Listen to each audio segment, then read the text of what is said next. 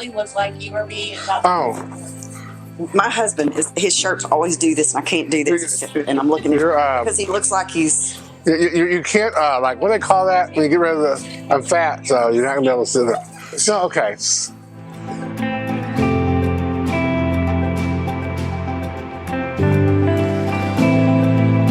Where would you say that your biblical knowledge was before you started going to Logos? Before going to Logos, the main thing was I think there was confusion. You know, I'd taken biblical classes in college over many decades from friends and relationships. I'd been to many other denominations, and I think that there was, I believed in God, but I think there was a lot of confusion. So if you ask me, what do you believe or what do you know about God? It wasn't clear, and it didn't transform my life. It didn't change my behavior, what I had learned about God. Yeah. Do you think that maybe you also had some confusion, like there was maybe even placed there, you were talking about college, you went through medical school, you did all that kind of stuff. Was there maybe things that you didn't even realize? You went through Brandon Kent's class also, didn't you? And enjoyed that a lot.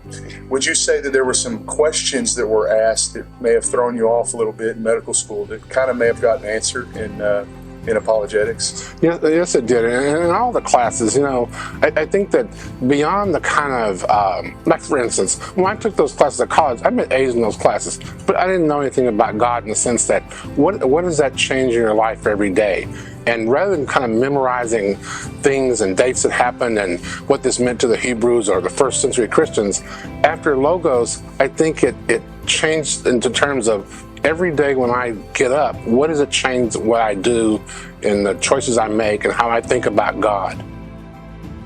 If you could recall, like one of the greatest things you learned in Logos that would really like sum up, it was kind of the thing that has kept you coming back.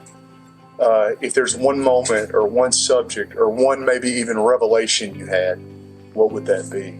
The biggest revelation, or the biggest thing that Logos did, and I thought about this, was my great-grandfather I know a lot about, and I know some things that he said that I could quote to my boys. I never saw him, never met him. My father, who I knew for 50 years, when I talk to them about him, it's different. And if you look at the teachers, Pastor Robert Nelson, Pastor Chris Nelson, Terrell Wooden, the previous youth ministers, they know Jesus, and there's his spirit in them. When they teach that, I don't see their personalities. I don't see their abilities. I understand Jesus, and I understand the Bible and the Word of God that they teach absolutely from in a different way than just memorizing stuff about God that doesn't change me.